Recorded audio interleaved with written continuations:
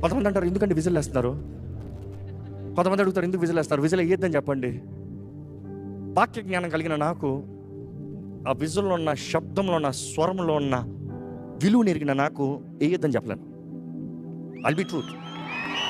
Because whistle అందరికి వచ్చా, whistle ఏంటంటే ఏం చెప్పాలి చెప్పండి? There is a way they make it, there is a sound that they create. Why do they create? ఎవడన్నా ఏడుపులు అనేటప్పుడు విజిల్ వేస్తాడా?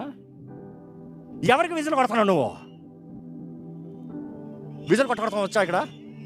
ఎంతమంది కొడతా వచ్చా? ఏసైకి కొట్టండి, నీ రాజాది రాజుకు కొట్టండి, నీ ఛాంపియన్కి కొట్టండి.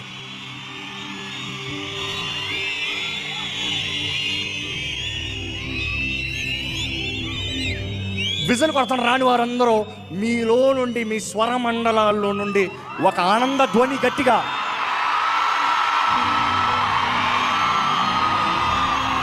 So beautiful. Stop.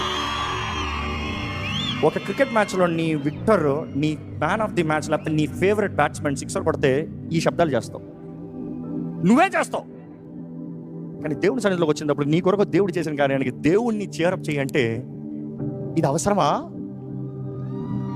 The one who deserves all praise is Jesus Almighty.